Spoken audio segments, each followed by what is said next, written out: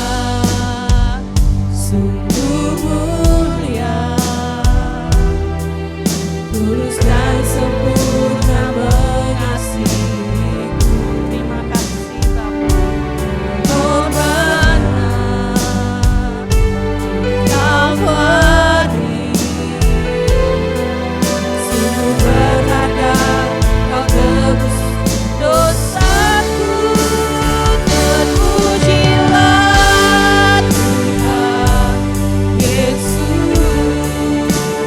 ditinggikan.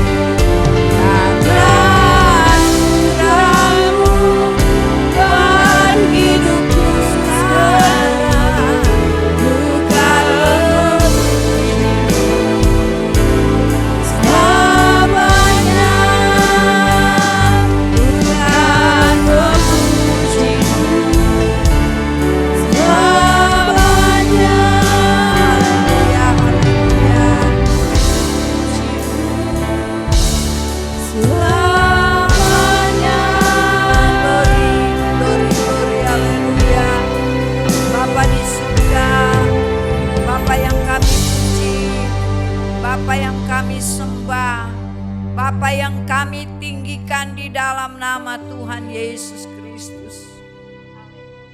Pagi ini kami menghampiri Engkau. Kami bersyukur dan berterima kasih kepadamu. Hanya oleh kemurahan-Mu kami boleh ada sebagaimana kami ada pagi hari ini. Kehadiran kami tidak lain, kami mau memuji-muji dan menyembah Engkau, mendengar suara-Mu. Oleh sebab itu mari Tuhan, curahkan kuasa-Mu di tengah-tengah ibadah kami.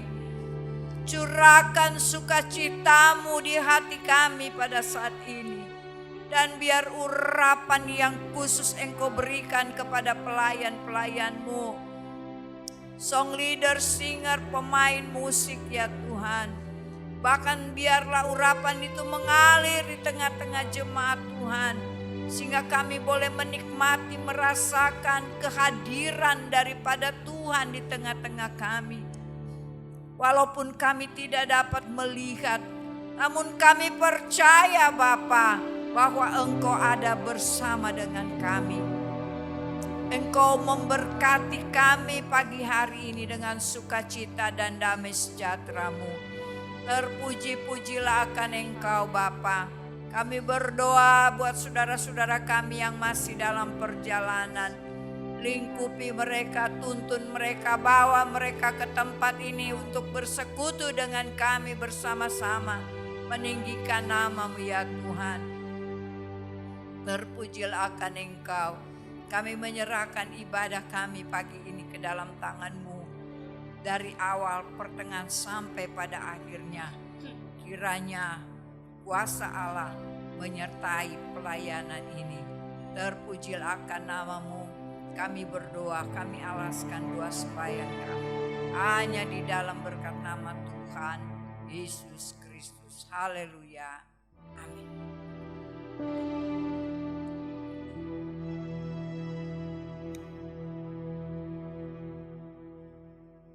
Shalom, puji nama Tuhan. Bagaimanapun keadaan kita pagi hari ini, mari sama-sama kita tetap mau memuji Allah kita. Karena Dia Allah yang layak kita sembah. Kita angkat pujian Gloria.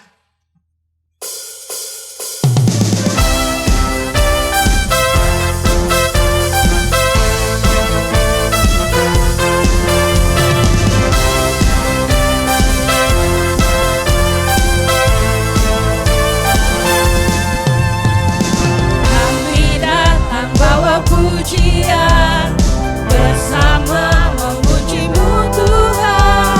Satukan suara dan nyanyikan.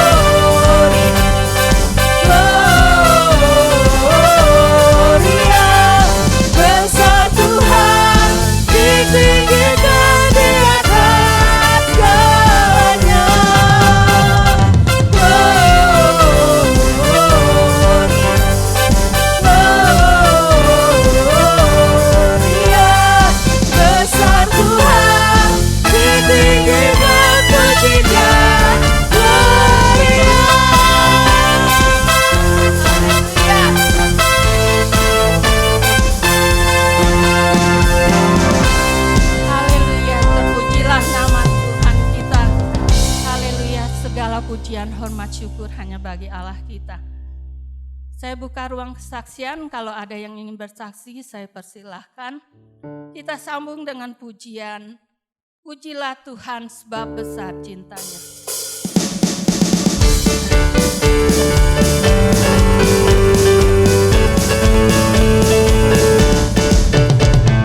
Pujilah Tuhan sebab besar cintanya, pujilah Tuhan sebab besar kuasanya, pujilah Tuhan Raja segala raja.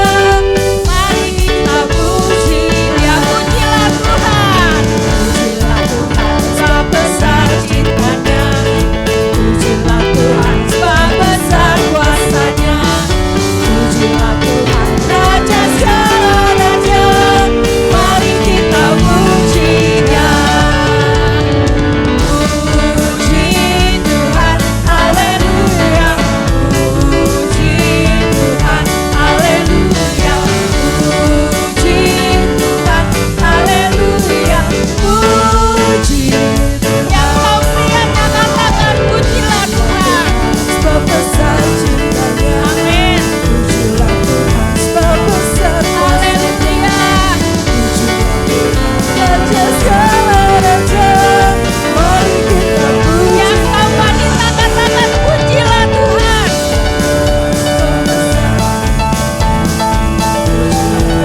Sebab besar kuasanya, pujilah Tuhan Raja segala raja. Mari kita pujilah.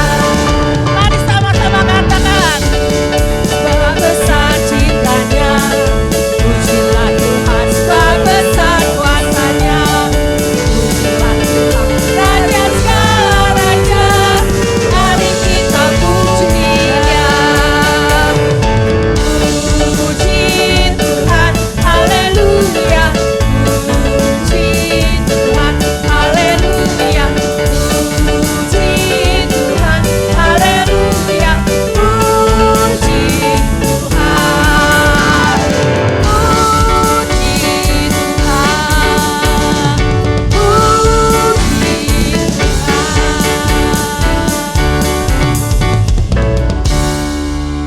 Ada yang ingin bersaksi? Kalau belum ada, kita sambung kembali dengan pujian. Rasakan kuasa Allah turunlah.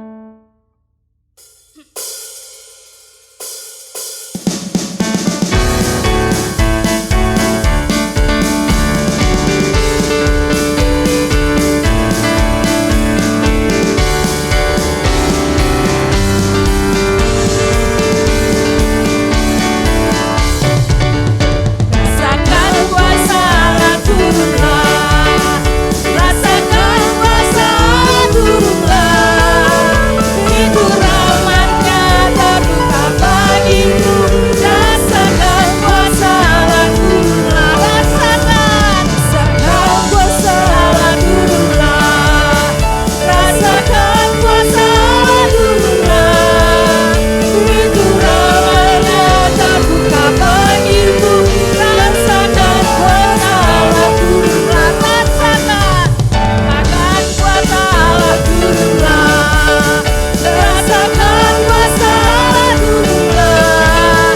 Pintu rahmatnya terbuka bagimu, rasakan kuasa Allah turunlah. Rasakan kuasa Allah turunlah, rasakan kuasa Allah turunlah. Terpujilah Tuhan Allah kita. Dialah pintu rahmatnya selalu terbuka untuk saudara dan saya. Di nama Tuhan, apapun yang Tuhan beri itulah yang terbaik buat kita. Masih ada yang ingin bersaksi? Kalau tidak ada, kita akan persiapkan hati kita untuk mendengar kebenaran firman Tuhan. Kita angkat pujian. Sekali Yesus, selamanya Yesus.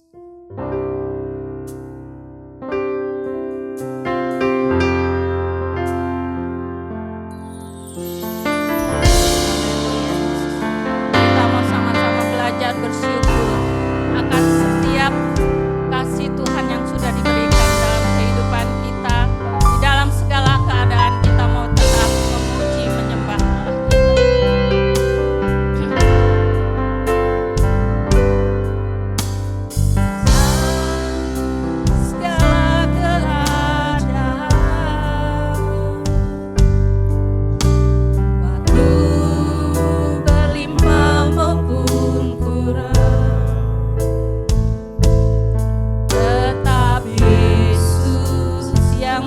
mempesona hatiku.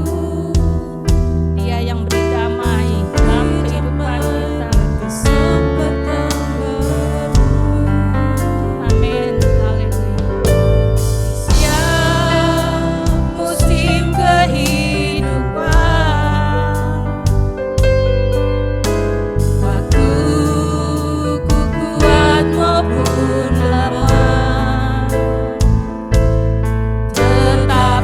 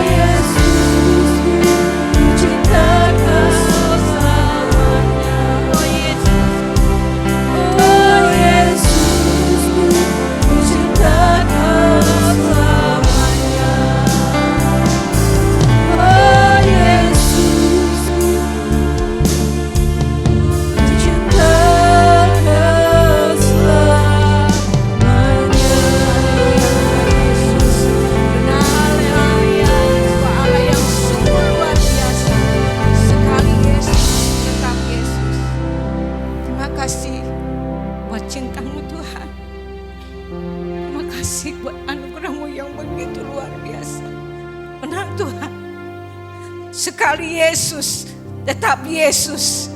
Karena Engkaulah segalanya buat kami Tuhan. Kami tidak dapat berbuat apa-apa di luar-Mu Tuhan. Oleh karena itu kami hanya berharap dan bersandar kepadamu. Berikan kami kekuatan dan kemampuan untuk dapat melakukan segala sesuatu sesuai dengan Engkau Tuhan. Itulah yang kami mau Tuhan, seturut dengan kehendak-Mu Tuhan. Terima kasih. Inilah pujian yang bisa kami naikkan kepadamu Tuhan. Jauh dari segala sempurna Tuhan, karena sempurna itu hanya milik-Mu Tuhan. Tapi kami mau Tuhan melakukan apa yang Kau inginkan dalam hidup kami. Berikan kami kekuatan dan kemampuan Tuhan Yesus. Adalah kami menjadi pelaku-pelaku akan firman-Mu. Biarlah Tuhan firman yang sebentar Kau kabarkan buat kami, menyegarkan jiwa kami, meneguhkan kami Tuhan. Berkati hamba-Mu yang menyampaikan firman-Mu Tuhan. Kami percaya sebelum Kau sampaikan firman-Mu, Engkau tahu segala kebutuhan umat-umat-Mu Tuhan. Terima kasih buat kasih-Mu yang begitu besar untuk kami. Berkati setiap pelayan-pelayan-Mu yang mengambil bagian pada pagi hari ini. Hamba-Mu yang sudah melayani pujian, Tuhan berkati secara khusus. Singer, pemain musik, terima kasih Tuhan. Engkau berkati Tuhan mereka menjadi umat-umat-Mu, hamba-hamba-Mu yang setia. Lebih lagi Tuhan. Dan biarlah firman yang sebentar kami akan damai menjadi sukacita buat kami Tuhan. Berkat tersendiri buat kami Tuhan. Terima kasih Bapa dalam surga. Inilah doa ucapan syukur kami yang kami alaskan hanya di dalam nama Tuhan Yesus. Kami siap untuk mendengarkan firman-Mu. Haleluya Tuhan. Amin. Saya serahkan kepada Bapak Pendeta David. Haleluya. Puji Tuhan. Haleluya, puji Tuhan. Amin. Terima kasih pada Tuhan tentunya sudah kembali mempercayakan saya untuk belajar menyampaikan firman Tuhan.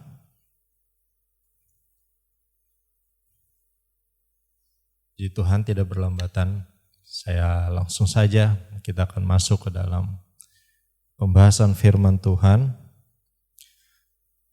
Saya berikan judul pada hari ini yaitu hidup oleh iman. Amin. Baca ya. Hidup oleh iman. Bapak Ibu Saudara, minggu lalu kita sudah mendengar tentang bagaimana 10 hukum Allah yang dituliskan pada loh batu itu menjadi hukum Taurat hanya sebagian kecil. Dari totalnya ada 613 hukum Taurat ya, atau mitzvah atau hukum. Nah, tentunya 613 hukum itu mencakup seluruh kehidupan umat Israel atau orang Yahudi. Itu sangat memberatkan hidup mereka. Itu termasuk diantaranya bagaimana cara mereka hidup, bagaimana cara mereka berpakaian, bagaimana cara mereka makan, apa yang boleh dimakan, apa yang tidak boleh dimakan, bagaimana tentang pernikahan dan sebagainya. Semuanya diatur, upacara, semuanya termasuk ke dalam hukum Taurat. Dan Yesus hadir di dalam perjanjian baru dan membawa 2 hukum yang merupakan esensi dari seluruh hukum Taurat. Ia katakan bahwa seluruh hukum Taurat terkandung pada 2 hal ini, yaitu mengasihi Tuhan Allah dengan segenap hati, segenap pikiran, segenap akal budi, segenap jiwa, dan mengasihi sesama seperti kita mengasihi diri kita sendiri. Nah, seluruh hukum Taurat terkandung di dalam dua hukum ini. Makanya Yesus katakan, pikulah kuk yang kupasang, karena kuk yang kupasang itu enak. Dibandingkan 613, hanya memikul 2 kuk tentunya jauh lebih ringan. Tetapi Yesus ditolak oleh orang-orang Yahudi. Yesus ditolak oleh orang Yahudi dan akhirnya Yesus harus disalibkan. Setelah itu murid-murid mulai memberitakan Injil tentang firman Allah, dan kita mengenal ada 2 rasul yang populer ya. Jadi ada Rasul Paulus dan Rasul Petrus. Paulus itu sasarannya adalah orang-orang yang bukan Yahudi justru. Tetapi Petrus sasarannya adalah orang-orang Yahudi. Nah, terjadi sebuah kejadian yang menarik. Jadi Paulus ini mencela Petrus karena Petrus bersikap munafik. Saat itu di dalam Galatia pasalnya yang kedua ya, kita bisa baca nanti di rumah. Galatia pasalnya yang kedua. Nah, di situ Paulus mencela Petrus karena Petrus bersikap munafik. Jadi Petrus sedang duduk makan dengan orang-orang yang bukan Yahudi. Lalu datanglah orang Yahudi datang, lalu Petrus secara perlahan mengundurkan diri dari orang-orang yang bukan Yahudi tersebut. Sehingga Paulus katakan kemunafikan itu menyeret banyak orang juga jadi ikut munafik. Nah, itu adalah dasar dari pembahasan kita sebenarnya. Tentang keyahudian dan non-Yahudi. Di dalam Galatia 2 ayatnya yang ke-15, ini adalah surat Paulus kepada jemaat di Galatia. Dia berkata demikian, menurut kelahiran kami adalah orang Yahudi dan bukan orang berdosa dari bangsa-bangsa lain. Jadi Bapak Ibu, Paulus memberikan bahasa di sini sebagai orang bahasanya orang Yahudi ya. Jadi mungkin pada saat itu orang-orang Yahudi itu mengatakan bangsa-bangsa di luar Yahudi atau di luar Israel itu adalah bangsa-bangsa orang berdosa. Karena apa? Karena mereka tidak melakukan hukum Taurat. Nah, karena yang mereka percaya adalah hukum Taurat itu datangnya langsung dari Tuhan. Dan berarti orang-orang yang tidak melakukan hukum Taurat adalah orang-orang berdosa. Dan Paulus mengatakan sebagai orang Yahudi, dia katakan menurut kelahiran kami adalah orang Yahudi. Paulus itu orang Yahudi banget gitu ya. Jadi tidak diragukan lagi keyahudian Paulus. Nah, dan dia katakan menurut saya sebagai orang Yahudi, dikatakan saya bukan sebagai orang berdosa atau dari bangsa-bangsa lain. Lalu berikutnya dia katakan, kamu tahu bahwa tidak seorang pun yang dibenarkan oleh karena melakukan hukum Taurat, tetapi hanya oleh karena iman dalam Kristus Yesus. Sebab itu kami pun telah percaya kepada Kristus Yesus, supaya kami dibenarkan oleh karena iman dalam Kristus dan bukan oleh karena melakukan hukum Taurat. Sebab tidak ada seorang pun yang dibenarkan oleh karena melakukan hukum Taurat. Kalau kita membaca ayat ini Bapak Ibu Saudara, ada 3 kali Paulus mengulang kata-kata ini, yaitu tidak seorang pun dibenarkan oleh karena melakukan hukum Taurat. Saya beri cetak tebal ya, cuman kurang kelihatan di sini. Tidak seorang pun yang dibenarkan karena melakukan hukum Taurat. Bapak Ibu Saudara, Paulus mengawali ayat ini dengan kata kamu tahu bahwa tidak ada orang yang dibenarkan melalui hukum Taurat karena melakukan hukum Taurat. Saudara, pengetahuan saja di dalam iman kita itu tidak cukup. Jadi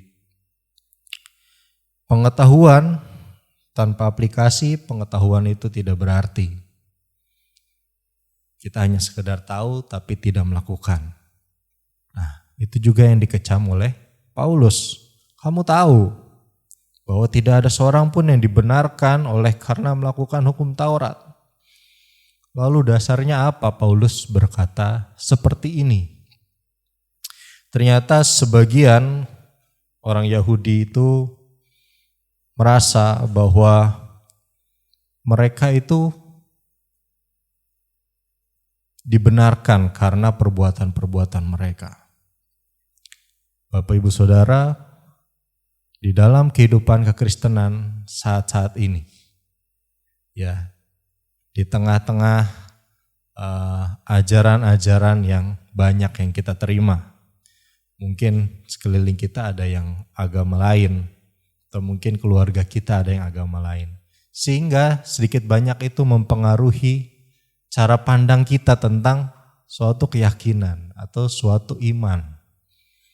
Sedikit banyak itu mempengaruhi kita sehingga tanpa kita sadar di bawah alam bawah sadar kita itu berpendapat bahwa ada keselamatan melalui perbuatan. Sedikit banyak itu mempengaruhi sehingga kita berpikir begini. Tidak jarang juga saya temukan kita berpikir begini, misalkan ada yang tidak hadir ibadah, lalu kita menganggap kita lebih baik daripada orang yang tidak beribadah, kita lebih benar. Nah, perasaan ini pun itu sudah salah, bukan? Perasaan ini pun tidak benar di hadapan Tuhan. Perasaan kita lebih baik daripada yang tidak hadir. Dan itu juga yang dialami oleh orang-orang Yahudi saat itu. Mereka merasa mereka itu lebih benar daripada orang-orang yang tidak melakukan hukum Taurat. Dan sebenarnya apa yang mereka pikirkan, yang mereka rasakan adalah seperti ini Bapak Ibu Saudara. Pada hari Senin sampai hari Sabtu misalkan, saya aplikasikan ke hidup kita saat ini ya. Dari Senin sampai Sabtu kita bekerja dan kita merasa kita jauh dari Tuhan. Dan pada hari Minggu kita baru menghadap Tuhan. Kita menghadap Tuhan, kita melayani Tuhan. Dan itu yang dirasakan oleh mereka. Sehingga dari Senin sampai Sabtu ada jeda untuk mereka melakukan hal-hal yang memuaskan keinginan mereka sendiri atau melakukan dosa. Jadi ini juga yang seringkali tidak sadar kita pun melakukannya. Mau melakukan dosa, masih Senin, nanti aja hari Rabu bertobat. Ya. Atau masih Rabu, nanti kalau hari Sabtu baru bertobat. Kan hari Minggu kita baru ketemu Tuhan. Hari Minggu kita baru menghadap Tuhan. Nah, ini adalah pemikiran yang salah yang langsung ditentang oleh Paulus. Kenyataannya adalah setiap waktu dalam kehidupan kita hidup di hadapan Tuhan. Sehingga tidak ada jalan lain selain kita mengaku dosa kita di hadapan Tuhan dan bertobat atas setiap perbuatan kita. Tidak ada jalan lain Bapak Ibu Saudara. Karena setiap waktu kita ada di hadapan Tuhan, apa yang kita lakukan, apa yang kita lihat di handphone kita, apa yang kita lihat di layar laptop, apa yang kita pikirkan, apa yang kita lakukan di tempat yang tersembunyi sekalipun, kita melakukan itu di hadapan Tuhan. Dan Paulus mengatakan dengan jelas bahwa orang tidak dibenarkan oleh melakukan hukum Taurat. Atau dengan bahasa kita sekarang, orang tidak dibenarkan dengan perbuatan-perbuatan baik kita. Mungkin kita melayani di gereja, mungkin kita rajin beribadah, mungkin kita rajin mengembalikan milik Tuhan. Tapi itu tidak membenarkan hidup kita, bukan? Itu tidak membenarkan hidup kita. Saya tidak mengatakan bahwa Bapak Ibu Saudara nggak usah rajin atau nggak usah mengembalikan milik Tuhan. Bukan begitu ya Bapak Ibu Saudara. Kita tetap harus rajin. Karena itu juga adalah firman Tuhan. Jangan melalaikan waktu-waktu ibadah kita. Kita harus tetap rajin, kita harus setia, melayani, kita tetap mengembalikan milik Tuhan dan sebagainya. Tapi yang menjadi poinnya adalah itu tidak membenarkan kita. Itu tidak menyucikan perbuatan-perbuatan salah kita. Ini yang secara tidak sadar kita suka melakukannya. Kita tidak ingat. Ya mungkin untuk bertobat ya nanti aja hari Sabtu. Karena besoknya hari Minggu. Hari Sabtu baru menyucikan diri kan, nggak boleh pegang, nggak ngapa-ngapain. Hari Minggunya baru beribadah. Hari Seninnya balik lagi. Nah itu yang suka terjadi.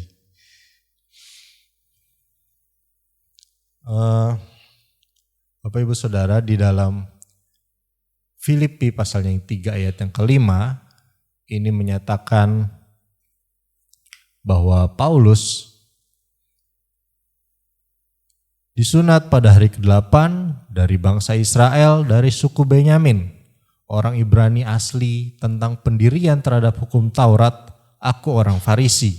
Tentang kegiatan, aku penganiaya jemaat. Tentang kebenaran dalam mentaati hukum Taurat, aku tidak bercacat.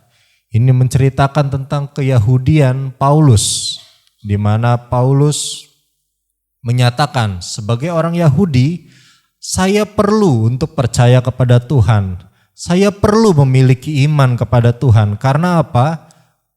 Walaupun saya melakukan semua hukum Taurat, itu tidak membenarkan diri saya. Itu tidak membuat saya suci kembali. Paulus katakan di dalam Galatia 2 ayat 16. Dia katakan, tapi hanya oleh karena iman dalam Kristus Yesus. Sebab itu kami pun telah percaya kepada Kristus Yesus supaya kami dibenarkan. Kata kami ini menunjuk kepada Paulus sebagai orang Yahudi. Dia katakan sebagai orang Yahudi kami pun percaya kepada Kristus supaya kami dibenarkan oleh karena iman dalam Kristus dan bukan oleh karena melakukan hukum Taurat. Artinya Paulus katakan sebagai orang Yahudi kami juga perlu beriman, percaya kepada Tuhan. Bahkan dalam Filipi 3 ayat 6 dia tidak bercacat dalam melakukan segala perintah di dalam keyahudiannya. Semua hukum Taurat ia lakukan. Saudara bisa bayangkan ada 613 semuanya dilakukan oleh Paulus, tidak bercacat. Lalu, nah ini yang mau saya sampaikan bahwa perbuatan daging telah nyata, yaitu percabulan, kecemaran, hawa nafsu, penyembahan berhala, sihir, perseteruan, perselisihan, iri hati, amarah, kepentingan diri sendiri, percideraan, roh pemecah, kedengkian, kemabukan, pesta pora, dan sebagainya. Ya, jangan lupa ada kata dan sebagainya. Artinya masih banyak yang tidak disebutkan, yang merupakan perbuatan daging yang harus kita hentikan. Dulu mungkin kita melakukan hal-hal ini, dulu mungkin dengan pemahaman kita, dengan kita bergaul dengan orang keyakinan lain, karena tidak bisa disalahkan kalau keyakinan lain berpikir seperti itu, monggo ya. kita berbeda keyakinannya. Karena kita tidak dibenarkan berdasarkan perbuatan, tetapi berdasarkan iman kepada Kristus. Dikatakan perbuatan daging ini telah nyata. Perbuatan daging ini telah keluar. Setiap perbuatan-perbuatan daging itu semuanya sudah kelihatan saat-saat ini. Tapi Bapak Ibu Saudara, tidak ada yang pernah bangga dengan perbuatan-perbuatan daging ini. Kita malu melakukannya. Bahkan kita melakukannya di tempat tertutup. Atau kita melakukannya hanya dengan orang-orang juga yang melakukannya. Karena kita malu. Ini adalah perbuatan-perbuatan yang sebenarnya memalukan. Karena itu banyak juga perbuatan yang adanya di dalam hati. Kayak kedengkian, perselisihan, iri hati. Itu adanya di dalam hati. Dan kita kadang diam-diam ternyata iri hati. Diam-diam ternyata ada amarah, ternyata ada perseteruan. Tapi di dalam hati kita. Kita tidak mau mengungkapkan kenapa. Karena ini adalah perbuatan yang memalukan sebenarnya. Ini adalah perbuatan yang tidak terpuji. Kita tidak pernah bangga akan hal-hal ini.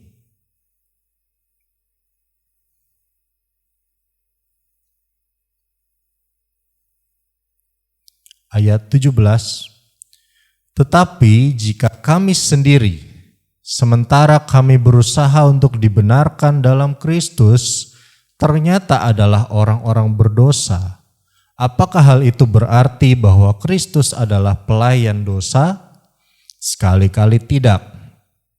Jadi artinya, jika kami sendiri, yaitu Paulus menyatakan diri sebagai orang Yahudi, kami percaya kepada Kristus, artinya kami berusaha untuk dibenarkan dalam Kristus. Kami percaya, kami memiliki iman di dalam Kristus. Ternyata kami adalah orang-orang berdosa. Apakah hal itu berarti bahwa Kristus adalah pelayan dosa?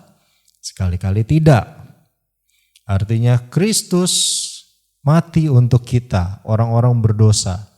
Kristus disiksa, mati, menjadi pelayan bagi orang-orang berdosa. Tetapi bukan berarti Kristus itu setuju dengan dosa.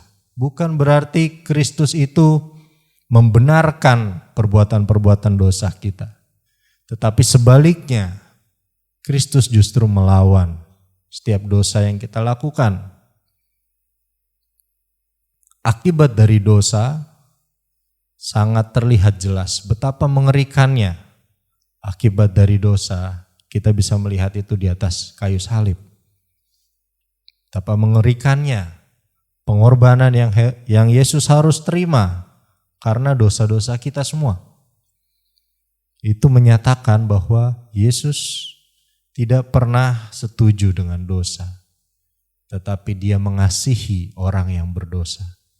Karena tidak ada satupun orang yang benar di dunia ini. Kita semua harus mengetahui, kita semua harus sadar akan hal ini. Tidak ada satupun orang yang benar. Kita semua membutuhkan Tuhan, pertolongan Tuhan.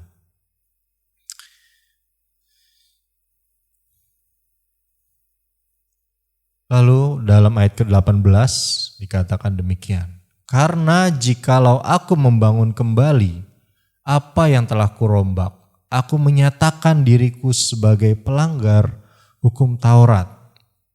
Begini Bapak Ibu Saudara, ketika kita mengaku dosa kita di hadapan Tuhan dan kita menyesal atas apa yang kita lakukan, kita berbalik, kita bertobat atas apa yang kita lakukan di hadapan Tuhan, saat itu kita merombak dosa dalam kehidupan kita.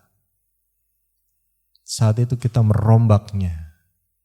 Dan Paulus katakan, jika aku membangun kembali, artinya jika kita kembali lagi hidup di dalam dosa, jika kita membangun kembali, jika kita bertekun lagi di dalam dosa, kita hidup lagi di dalam dosa setelah kita telah rombak, setelah kita bertobat, setelah kita mengenal Yesus, aku menyatakan diriku sebagai pelanggar hukum Taurat. pelanggar itu harus mendapat hukuman, bukan? Jadi pelanggar itu sesuatu yang negatif. Kita tidak mau menjadi pelanggar. Pelanggar di jalan aja ada sanksinya.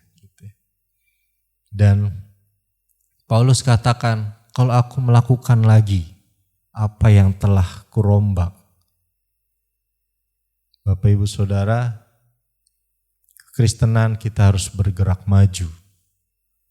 Kristenan kita harus bergerak maju. Kalau kita telah menyesal atas apa yang kita lakukan, jangan dibikin lagi. Jangan kita bangun lagi kebiasaan kita yang lama. Jangan balik lagi.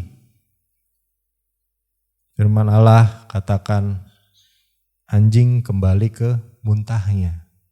Babi kembali ke kubangannya. Artinya ada aja orang yang kembali ke dosa masa lalunya dan itu tidak berkenan di hadapan Tuhan. Justru Tuhan berkenan kepada orang-orang yang menyesal atas perbuatan mereka. Saudara, mungkin menyesal itu kita mungkin seringnya menganggapnya negatif ya.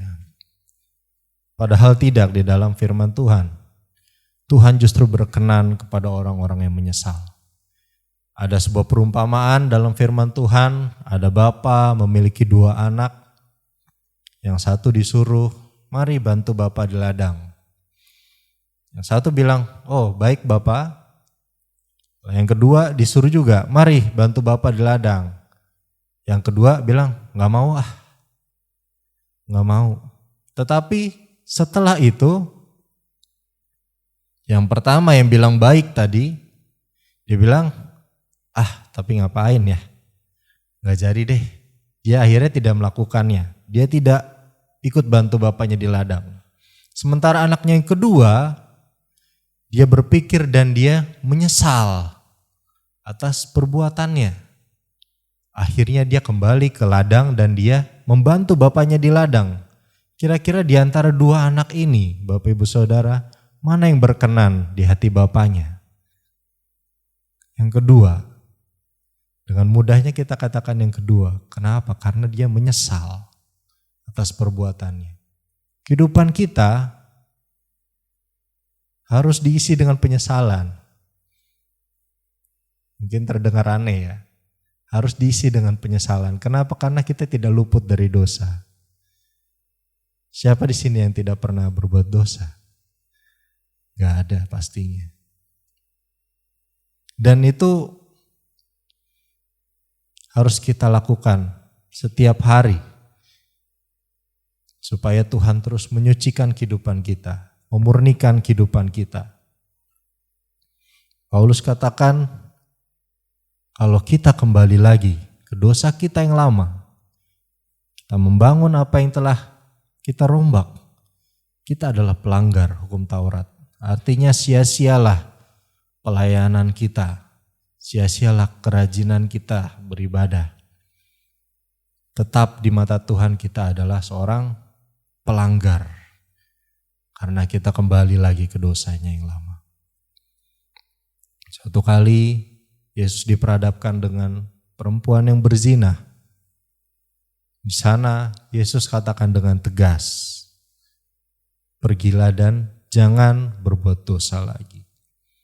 Itu adalah pernyataan yang tegas bahwa Yesus tidak setuju dengan dosanya. Tapi perempuan itu layak menerima keselamatan. Bukan karena perbuatannya, tetapi karena kasih Allah dalam kehidupan mereka. Dalam Galatia 2 ayat 19 berkata demikian. Sebab aku telah mati oleh hukum Taurat untuk hukum Taurat, supaya aku hidup untuk Allah. Aku telah disalibkan dengan Kristus. Ini menyatakan bahwa Paulus telah mati atas kehidupan dosanya. Bapak Ibu Saudara, kalau kita track back kembali, apa yang dilakukan Paulus sebelum ia mengenal Kristus? Oh, luar biasa jahatnya. Dan ia katakan, aku telah mati oleh hukum Taurat untuk hukum Taurat, supaya aku hidup untuk Allah. aku telah disalibkan dengan Kristus. Artinya begini saudara, di atas kayu salib, Kristus mengalahkan dosa. Di atas kayu salib, situ Kristus mati untuk dosa-dosa kita semua. Dia menjadi dosa karena kita. Dan Paulus katakan, aku telah disalibkan dengan Kristus. Artinya Paulus juga telah mengalahkan dosa itu. Dia tidak mau kembali kepada dosa yang lama. Dia mau terus hidup di dalam Tuhan. Sampai ayat yang ke-20 berkata demikian. Namun aku hidup, tetapi bukan lagi aku sendiri yang hidup, melainkan Kristus yang hidup di dalam aku. Dan hidupku yang kuhidupi sekarang di dalam daging adalah hidup oleh iman dalam Anak Allah yang telah mengasihi aku dan menyerahkan dirinya untuk aku. Perkataan Paulus yang terkenal, cukup terkenal. Namun aku hidup, tetapi bukan lagi aku sendiri yang hidup, melainkan Kristus yang hidup di dalam aku. Dan hidup yang kuhidupi sekarang di dalam daging, artinya di dalam kehidupan kita masih mengalami yang namanya sakit penyakit, kita masih bertemu dengan yang namanya masalah hidup, bahkan mungkin bencana alam yang mungkin kita masih alami, atau bencana COVID, ya kemarin kita alami. Itulah hidup saudara. Di dunia ini semuanya telah rusak. Dan kita masih mengalami hal itu. Paulus juga katakan bahwa aku yang kuhidupi sekarang di dalam daging. Di dalam daging Paulus harus menerima aniaya yang luar biasa untuk mengabarkan Injil. Dan hidupnya di dalam daging adalah hidup oleh iman. Hidup oleh iman dalam Anak Allah.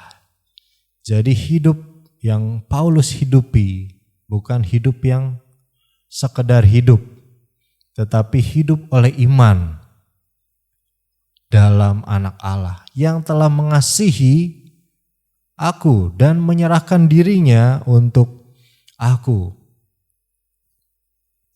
Di sini Paulus katakan aku, maksudnya adalah merujuk kepada kehidupan pribadinya.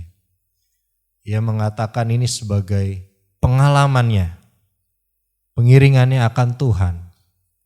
Dia mengalami, dia menerima anugerah Allah itu, bahwa Anak Allah itu telah mengasihi aku dan telah menyerahkan dirinya untuk aku. Maka aku menjalani kehidupan di dalam iman kepada Tuhan. Bapak Ibu Saudara, hidup di dalam iman itu tidak mudah. Hidup di dalam iman perlu kita bangun di dalam firman Tuhan, di dalam doa, dalam Roh Kudus. Bapak Ibu Saudara, terkadang iman itu tidak sejalan dengan apa yang kita inginkan.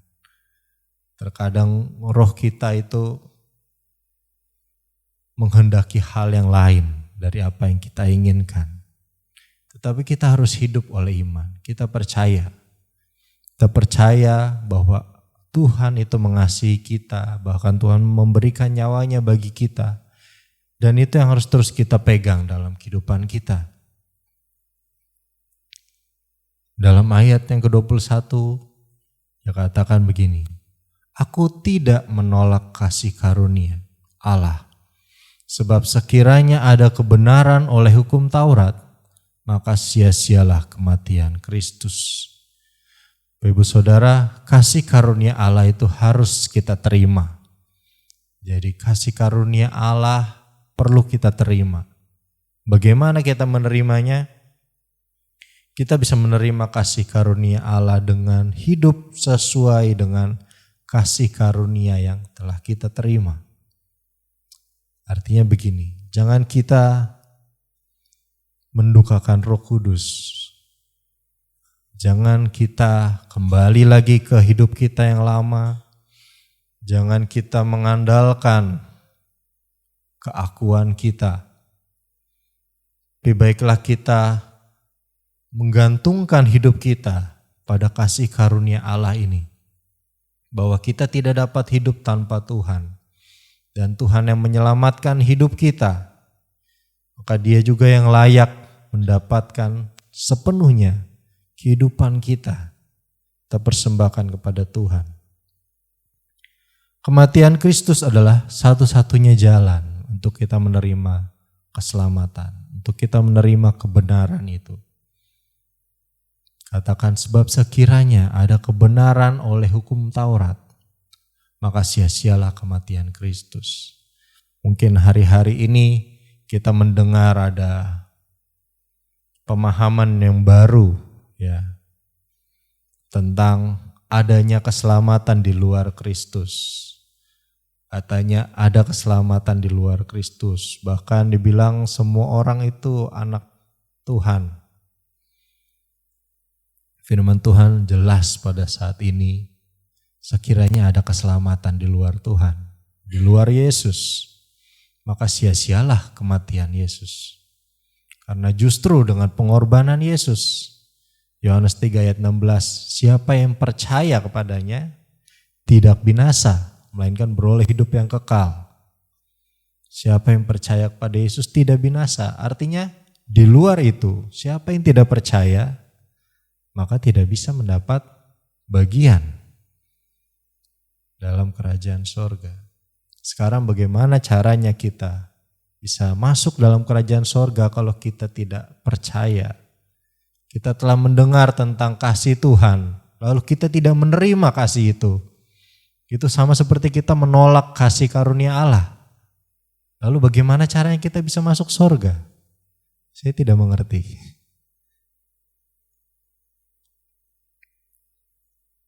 Firman Tuhan jelas. Katakan, aku tidak menolak kasih karunia Allah. Artinya terimalah kasih karunia Allah itu dengan hati yang lembut, dengan cara hidup yang baik, yang berkenan di hadapan Tuhan. Jangan kita menolak kasih karunia Allah dengan hidup serampangan, dengan perbuatan daging yang tadi kita telah baca bersama. Jangan kita kembali lagi kepada hidup kita yang lama. Jangan kita membangun lagi apa yang telah kita rombak, apa yang telah kita hancurkan, apa yang telah kita benci. Jangan kita bangun lagi. Karena itu Bapak Ibu Saudara, terimalah kasih karunia Allah dengan hati yang lembut. Marilah kita bersama-sama membangun hidup kita di dalam Tuhan. Saya undang pemain musik maju ke depan.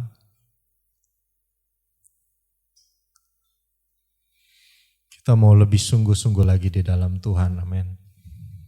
Biarlah kita menyesal atas setiap perbuatan kita.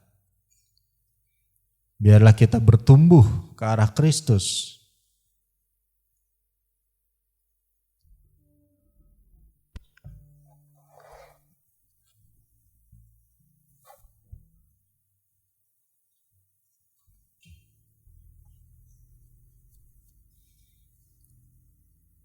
Mari kita bangkit berdiri.